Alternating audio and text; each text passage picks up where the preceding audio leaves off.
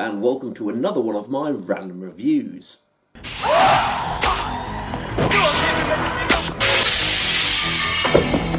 With it being December, I thought we'd take a look at something Christmassy for this month. Merry Christmas. Keep an eye on it. You bet. So for this review, we'll be taking a look at the sci-fi action film Dark Angel. Set in Houston, Texas, a visitor has arrived.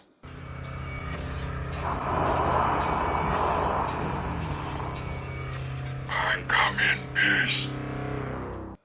But he's not there to visit the Space Center. And quickly sets about slaughtering a bunch of gangsters by firing what look like CDs at them.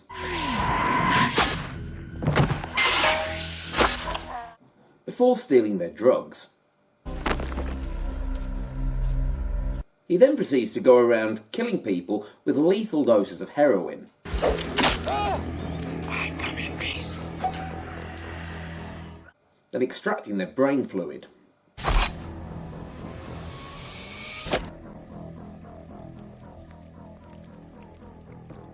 Why is he doing this? We'll come to that later. What is it? I'm about to find out. Do you want to stick around? Investigating these bizarre deaths is Detective Jack Kane, played by Dolph Lundgren, your stereotypical hard-nosed cop that doesn't play by the rules. Don't push me, Jack. You disappeared for 8 days. Not even a week, which maybe I could understand, but 8 fucking days! Whose attempts to figure out who or what are behind these deaths are being somewhat hampered by a pint-sized FBI agent called Smith. No, not that one. I'm the youngest man ever to reach my rank at the Bureau. And I make twice as much as you do. And it's for good reason, so don't even start that shit with me. You are kidding. Anyway, as more bodies pile up, the case just gets stranger and stranger.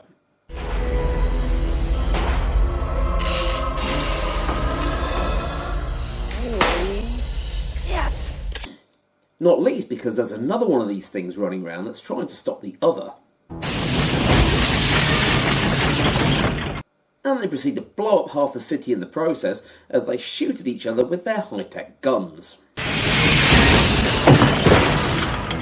Anyway, it turns out that the brain chemicals that the bad alien has been extracting are a very potent narcotic on his planet. Marcy, a priceless drug, where I'm from. What you call endorphins. So Kane and Smith have to figure out how to help the good alien defeat the bad one before he slaughters any more.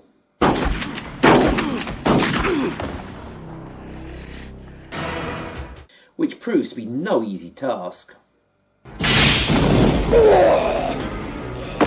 Yeah, take that, you miserable son of a bitch.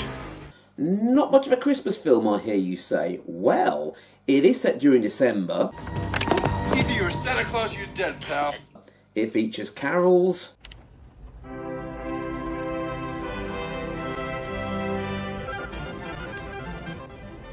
$70,000 for this car, and they put in a piece of shit for a CD player. decorations, Oh, goddamn worthless leg-humping piece of shit, dog. Christmas trees, and even Santa Claus makes an appearance.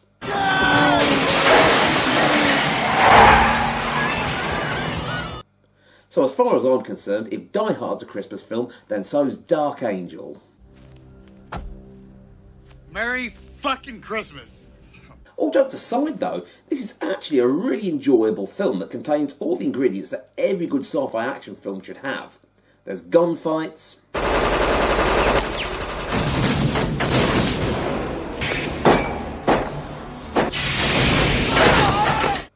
awesome stunt work, lethal sci-fi tech, Son of a bitch. explosions, lots of explosions, wisecracking humour, Who is that guy? Some asshole from outer space. Yeah, but there's nothing to worry about. I've got this. Oh, I see, a space gun. So you guys are right on top of it. not to mention martial arts, and even a number of car chases, including one that goes through a shopping mall Blues Brothers style. Get out of the way! Be careful! Released in 1990, the film was called I Come in Peace for its US release and only had a limited run at the cinemas there. It did, however, fare much better in the UK and Europe and proved to be a major hit on home video. There's money! I mean, the film certainly looks like that it had a lot more money than it did, which was largely due to the director, Craig Baxley, who had a background in stunt work and was able to call in a lot of favours from his special effects and stunt buddies to help augment the action scenes. Portraying the aliens, German actor Matthias Hughes, a former decathlon athlete and bodybuilder, was cast as the bad alien due to his height and physique.